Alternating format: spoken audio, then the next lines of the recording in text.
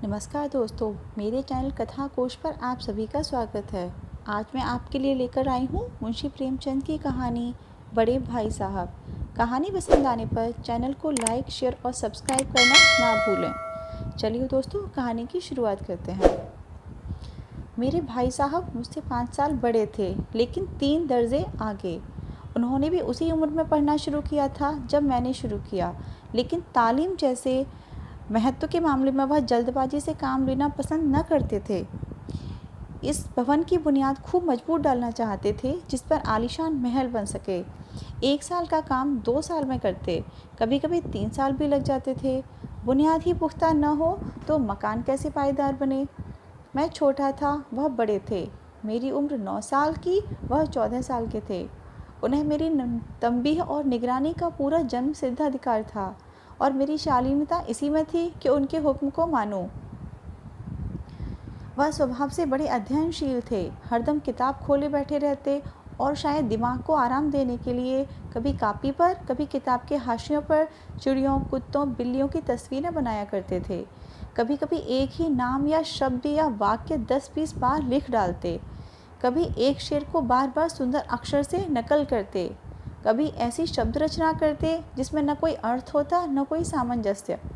मसलन एक बार उनकी कापी पर मैंने यह इबारत देखी: स्पेशल, अमीना, भाइयों भाइयों, दरअसल, भाई भाई, राधे श्याम, श्रीयुत राधे श्याम, 1 घंटे तक। इसके बाद एक आदमी का चेहरा बना हुआ था। मैंने चेष्टा की कि इस पहेली का कोई अर्थ निकालूं, लेकिन असफल रहा और उससे पूछने का साहस न हुआ। वह 9वीं जमात में थे, मैं 5वीं में। उनकी रचनाओं को समझना मेरे लिए छोटा मुंह बड़ी बात थी। मेरा जी पढ़ने में बिल्कुल न लगता था। 1 घंटा भी किताब लेकर बैठना पहाड़ था। मौका पाते ही हॉस्टल से निकलकर मैदान में आ जाता और कभी कंकड़ियाँ उछालता, कभी कागज़ की तितलियाँ उड़ाता, और कभी कोई साथी मिल गया तो पूछना ही क्या। कभी चारदीवारी पर चढ़कर नीचे कूद रहे हैं, कभी फाटक पर वार, उसे आगे पीछे चलाते हुए मोटर कार का आनंद उठा रहे हैं। लेकिन कमरे में आते ही भाई साहब का रौद्र रूप देखकर प्राण सूख जाते।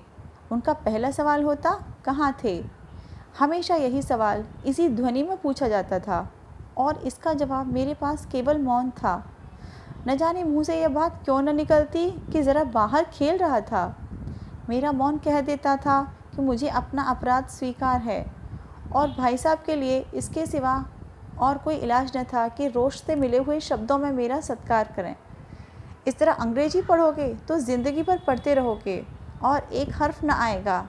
अंग्रेजी पढ़ना कोई हंसी खेल नहीं है कि जो चाहे पढ़ ले। नहीं, ऐरा गैरा नत्थु खैरा सभी अंग्रेजी के विद्वान हो जाते। यहाँ रात दिन आंखें फोड़नी पड़ती हैं और खून जलाना पड़ता है, तब कहीं जाकर यह विधा आती है। और आती क्या है? हाँ, कहने को आ जाती है। बड़े बड़े विद्वान भी शुद्ध अंग्रेजी नहीं लिख सकते, बोलना तो दूर रहा। और मैं कहता हूँ, तुम कितने घोंगा हो कि मुझे देखकर भी सबक नहीं लेते। मैं कितनी मेहनत करता हूँ, तुम अपनी आँखों से देखते हो। अगर नहीं देखते तो तुम्हारी आँखों का क्या कसूर है? तुम्हारी बुद्धि का कसूर है। इतने मेले तमाशे होते हैं, मुझे तुमने कभी देखने जाते देखा है?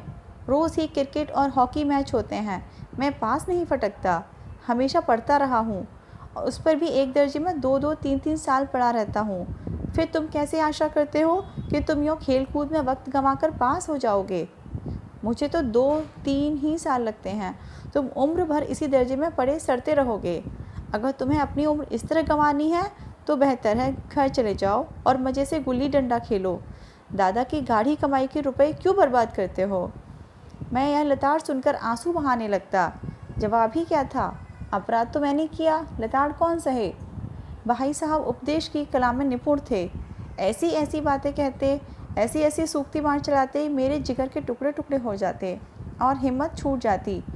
इस तरह जान तोड़कर मेहनत करने की शक्ति मैं अपने में न पाता था, और उस निराशा में ज़रा देर के लिए मैं सोचने लगता, क्यों न घर चला जाऊं। जो काम मेरे बूते के बाहर है उसमें हाथ डालकर क्यों अपनी ज़िंदगी खराब करूं। मुझे अपना मूर्ख रहना मंजूर था, लेकिन उतनी मेहनत से मुझे तो चक्कर आ जाता था। लेकिन घंटे 2 घंटे बाद निराशा के बादल फट जाते और मैं इरादा करता कि आगे से खूब जी लगाकर पढ़ूँगा। चटपट एक टाइम टेबल बना डालता। बिना पहले से नक्शा बनाए, बिना कोई स्कीम तैयार किए काम कैसे शुरू करूँ? टाइम टेबल में खेल कूद की मत बिल्कुल उड़ जाती। प्रातःकाल उठना, 6 बजे मुँह हाथ धोकर नाश्ता कर कर पढ़ने बैठ जाना। 6 से 8 तक अंग्रेजी, 8 से 9 तक हिसाब, 9 से साढ़े 9 तक इतिहास, फिर भोजन और स्कूल। 3:30 बजे स्कूल से वापस होकर आधा घंटा आराम। 4 से 5 तक भूगोल, 5 से 6 तक ग्रामर। आधा घंटा हॉस्टल के सामने टहलना। 6:30 से 7 तक अंग्रेजी कंपोजिशन, फिर भोजन करके 8 से 9 तक अनुवाद, 9 से 10 तक हिंदी, 10 से 11 तक विविध विषय, फिर विश्राम। सालाना इम्तहान हुआ। भाई साहब फेल हो गए, मैं पास हो गया और दर्जे में प्रथम आया। मेरे और उनके बीच केवल 2 साल का अंतर रह गया। जी में आया भाई साहब को आड़े हाथों लूँ। आपकी वह घोर तपस्या कहाँ गई? मुझे देखिए, मज़े से खेलता भी रहा और दर्जे में अव्वल भी हूँ। लेकिन वह इतने दुखी और उदास थे कि मुझे उनसे दिली हमदर्दी हुई और उनके घाव पर नमक छिड़कने का विचार ही लज्जास्पद जान पड़ा। हाँ, अब मुझे अपने ऊपर कुछ अभिमान हुआ और आत्माभिमान भी बढ़ा। भाई साहब का वह रोब मुझसे न रहा। आज़ादी से खेल कूद में शरीक होने लगा। दिल मजबूत था। अगर उन्होंने फिर मेरी फजीहत की तो साफ कह दूंगा, आपने अपना खून जलाकर कौन सा तीर मार लिया? मैं तो खेलते कूदते दर्जे में अव्वल आ गया। जब आपसे यह हेकड़ी जताने का साहस न होने पर भी मेरे रंग ढंग से साफ जाहिर होता था कि भाई साहब का वह आतंक मुझ पर नहीं है। भाई साहब ने इसे भांप लिया। उनकी ससहत बुद्धि बड़ी तीव्र थी और एक दिन जब मैं भोर का सारा समय गुल्ली डंडे की भेंट करके ठीक भोजन के समय लौटा तो भाई साहब ने मानो तलवार खींच ली और मुझ पर टूट पड़े। देखता हूँ इस साल पास हो गए और दर्जे में अव्वल आ गए तो तुम्हें दिमाग हो गया है। मगर भाईजान, घमंड तो बड़े बड़े का नहीं रहा, तुम्हारी क्या हस्ती है। इतिहास में रावण का हाल तो पढ़ा ही होगा। उसके चरित्र से तुमने कौन सा उपदेश लिया, या यूँ ही पढ़ गए? महज इम्तहान पास कर लेना कोई चीज़ नहीं, असल चीज़ है बुद्धि का विकास। जो कुछ पढ़ो उसका अभिप्राय समझो। रावण भूमंडल का स्वामी था। ऐसे राजों को चक्रवर्ती कहते हैं। आजकल अंग्रेजों के राज्य का विस्तार बहुत बढ़ा हुआ है, पर इन्हें चक्रवर्ती नहीं कह सकते। संसार में अनेकों राष्ट्र अंग्रेजों का आधिपत्य स्वीकार नहीं करते, बिल्कुल स्वाधीन हैं। रावण चक्रवर्ती राजा था। संसार के सभी महीप उसे कर देते थे। बड़े बड़े देवता उसकी गुलामी करते थे। आग और पानी के देवता भी उसके दास थे। मगर उसका अंत क्या हुआ? घमंड ने उसका नामो निशान तक मिटा दिया। कोई उसे एक चुल्लू पानी देने वाला भी न बचा। आदमी जो कुकर्म चाहे करे, पर अभिमान न करे। इतराई नहीं, अभिमान किया और दीन दुनिया से गया। शैतान का हाल भी पढ़ा होगा। उसे यह अनुमान हुआ था कि ईश्वर का उससे बढ़कर सच्चा भक्त कोई है ही नहीं। अंत में यह हुआ कि स्वर्ग से नरक में ढकेल दिया गया। शहीरूम ने भी एक बार अहंकार किया था, भीख मांग मांग कर मर गया। तुमने तो अभी केवल एक दर्जा पास किया है और अभी से तुम्हारा सर फर गया। तब तो तुम आगे बढ़ चुके। यह समझ लो कि तुम अपनी मेहनत से नहीं पास हुए। अंधे के हाथ बटेर लग गई है, मगर बटेर केवल एक बार लग सकती है, बार बार नहीं। कभी कभी गुल्ली डंडे में भी अंधा चोट निशाना पड़ जाता है, उससे कोई सफल खिलाड़ी नहीं हो जाता। सफल खिलाड़ी वह है जिसका कोई निशान खाली न जाए। और ज्योमेट्री में तो बस खुदा की पनाह।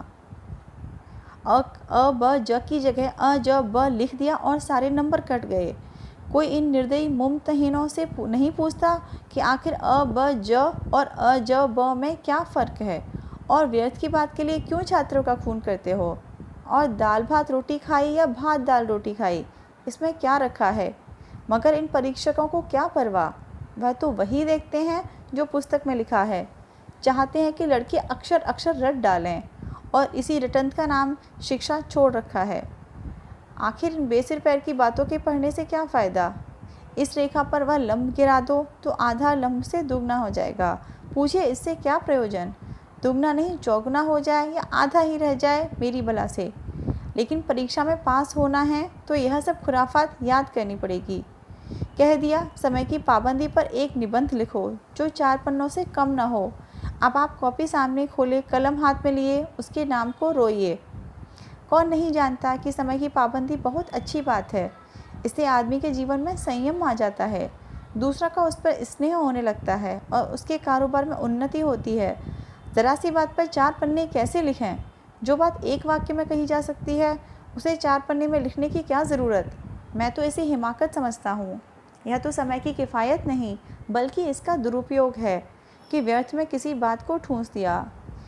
हम चाहते हैं आदमी को जो कुछ कहना हो चटपट कह दे और अपनी राह ले, मगर नहीं, आपको 4 पन्ने रंगने पड़ेंगे। आप जैसे लिखिए, और पन्ने भी पूरे फुल स्केप आधार के। यह छात्रों पर अत्याचार नहीं तो क्या है?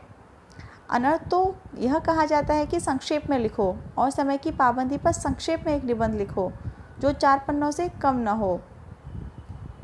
संक्षेप में 4 पन्ने हुए नहीं, शायद 100-200 पन्ने लिखवाते। तेज भी दौड़िए और धीरे धीरे भी। उल्टी बात है या नहीं? बालक भी इतनी सी बात समझ सकता है, लेकिन इन अध्यापकों को इतनी तमीज़ भी नहीं। उस पर दावा है कि हम अध्यापक हैं। मेरे दर्जे में आओगे लाला, ये तो सारे पापड़ बेलने पड़ेंगे और तब आटे दाल का भाव मालूम होगा। इस दर्जे में अव्वल आ गए हो तो पाँव ज़मीन पर नहीं रखते हो, इसलिए मेरा कहना मानिए। लाख फेल हो गया हूँ, लेकिन तुमसे बड़ा हूँ। संसार का मुझे तुमसे ज़्यादा अनुभव है। जो कुछ कहता हूँ उसे गिरह बांधिए, नहीं पछताएंगे। स्कूल का समय निकट था, नहीं ईश्वर जाने यह उपदेश माला कब समाप्त होती। भोजन आज मुझे निस्वाद सा लग रहा था। जब पास होने पर यह तिरस्कार हो रहा है, तो फेल हो जाने पर तो शायद प्राण ही ले लिए जाएं। भाई साहब ने अपने दर्जे की पढ़ाई का जो भयंकर चित्र खींचा था, उसने मुझे भयभीत कर दिया। कैसे स्कूल छोड़कर घर नहीं भागा, यही ताज्जुब है। लेकिन इतने तिरस्कार पर भी पुस्तकों में मेरी अरुचि ज्यों की त्यों बनी रही। खेल कूद का कोई अवसर हाथ से न जाने देता। पढ़ता भी था, मगर बहुत कम। बस इतना कि रोज़ का टास्क पूरा हो जाए और दर्जे में जलील ना होना पड़े। अपने ऊपर जो विश्वास पैदा हुआ था वह फिर लुप्त हो गया और फिर चोरों का सा जीवन कटने लगा। फिर सालाना इम्तहान हुआ और कुछ ऐसा संयोग कि मैं फिर पास हुआ और भाई साहब फिर फेल हो गए। मैंने बहुत मेहनत की, पर न जाने कैसे दर्जे में अव्वल आ गया। मुझे खुद अचरज हुआ। भाई साहब ने प्राणांत तक परिश्रम किया था, वो उसका एक एक शब्द चाट गए थे। 10 बजे रात तक इधर, 4 बजे भोर से उभर, 6 से 9:30 बजे तक स्कूल जाने के पहले मुद्रा कांतिहीन हो गई थी, मगर बेचारे फेल हो गए। मुझे उन पर दया आती थी। नतीजा सुनाया तो वह रो पड़े और मैं भी रोने लगा। अपने पास होने वाली खुशी आधी हो गई। मैं भी फेल हो गया होता तो भाई साहब को इतना दुख न होता, लेकिन विधि की बात कौन टाले। मेरे और भाई साहब के बीच में अब केवल 1 दर्जे का अंतर और रह गया। मेरे मन में एक कुटिल भावना उदय हुई कि कहीं भाई साहब 1 साल और फेल हो जाएं तो मैं उनके बराबर आ जाऊं। फिर वह किस आधार पर मेरी फजीहत कर सकेंगे। लेकिन मैंने अपने इस कमीने विचार को दिल से बलपूर्वक निकाल डाला। आखिर वह मुझे मेरे हित के विचार से ही तो डांटते हैं। मुझे उस वक्त अप्रिय लगता है अवश्य, मगर यह शायद उनके उपदेशों का ही असर हो कि मैं दनादन पास होता जाता हूँ, और इतने अच्छे नंबरों से। अब के भाई साहब बहुत कुछ नर्म पड़ गए थे। कई बार मुझे डांटने का अवसर पाकर भी उन्होंने धीरज से काम लिया। शायद अब वह खुद समझने लगे थे कि मुझे डांटने का अधिकार उन्हें नहीं रहा, या रहा तो बहुत कम। मेरी स्वच्छंदता भी बढ़ी। मैं उनकी सहिष्णुता का अनुचित लाभ उठाने लगा। मुझे कुछ ऐसी धारणा हुई कि मैं तो पास ही हो जाऊंगा, पढ़ूं या न पढ़ूं, मेरी तकदीर बलवान है। इसलिए भाई साहब के डर से जो थोड़ा बहुत पढ़ लिया करता था वह भी बंद हुआ। मुझे कनकौए उड़ाने का नया शौक़ पैदा हो गया था और अब सारा समय पतंगबाजी की ही भेंट होता था। फिर भी मैं भाई साहब का अदब करता था और उनकी नज़र बचाकर कनकौए उड़ाता था। मांझा देना, कन्ने बांधना, पतंग टूर्नामेंट की तैयारी करना आदि सब अब गुप्त रूप से हल की जाती। भाई साहब को यह संदेह न करने देना चाहता था कि उनका सम्मान और लिहाज मेरी नज़रों में कम हो गया है। सहसा भाई साहब से मेरी मुठभेड़ हो गई, जो शायद बाजार से लौट रहे थे। उन्होंने वहीं मेरा हाथ पकड़ लिया और उग्र भाव से बोले, इन बाजारी लोंडों के साथ धेले के कनकौए के लिए दौड़ते तुम्हें शर्म नहीं आती? तुम्हें इसका भी कुछ लिहाज नहीं कि अब नीची जमात में नहीं हो, बल्कि 8वीं जमात में आ गए हो, और मुझसे केवल एक दर्जा नीचे हो। आखिर आदमी को कुछ तो अपनी पोजीशन का ख्याल रखना चाहिए। एक ज़माना था कि लोग 8वां दर्जा पास करके नायब तहसीलदार हो जाते थे। मैं कितने ही मिडलचियों को जानता हूँ जो आज अव्वल दर्जे के डिप्टी मजिस्ट्रेट या सुपरिटेंडेंट हैं। कितने ही 8वीं जमात वाले हमारे लीडर और समाचार पत्रों के संपादक हैं। बड़े बड़े विद्वान उनकी मातहती में काम करते हैं और तुम उसी 8वें दर्जे में आकर बाजारी लौंडों के साथ कनकोई के लिए दौड़ रहे हो। मुझे तुम्हारी इस कम अक्ली पर दुख होता है। तुम जहीन हो, इसमें शक नहीं, लेकिन वह जेहन किस काम का जो हमारे आत्मगौरव की हत्या कर डाले।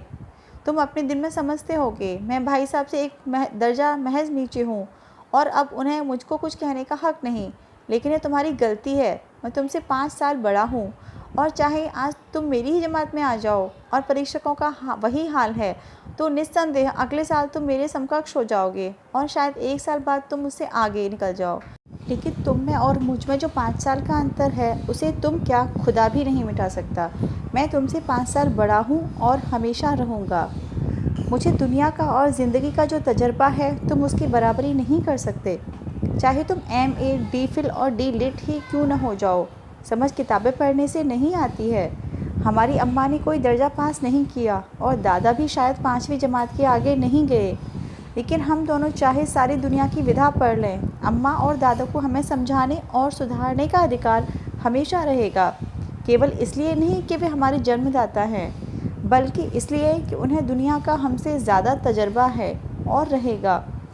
अमेरिका में किस तरह की राज्य व्यवस्था है और 8वें हेनरी ने कितने विवाह किए और आकाश में कितने नक्षत्र हैं, यह बात चाहे उन्हें न मालूम हो, लेकिन हज़ारों ऐसी बातें हैं जिनका ज्ञान उन्हें हम और तुमसे ज़्यादा है।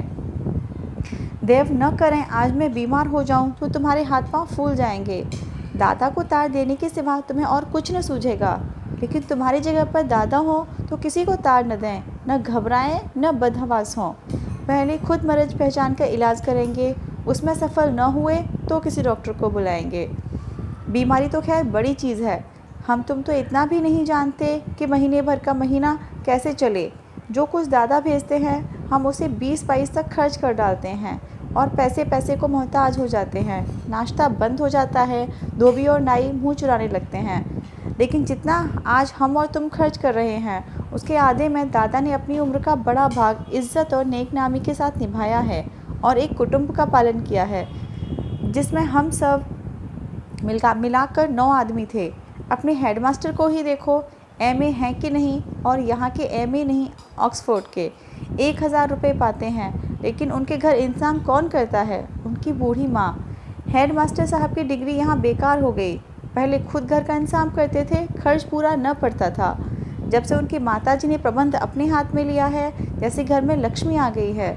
तो भाईजान यह ज़रूर दिल से निकाल डालो कि तुम मेरे समीप आ गए हो और अब स्वतंत्र हो। अगर तुम यूँ न मानोगे तो मैं थप्पड़ दिखाकर इसका प्रयोग भी कर सकता हूँ।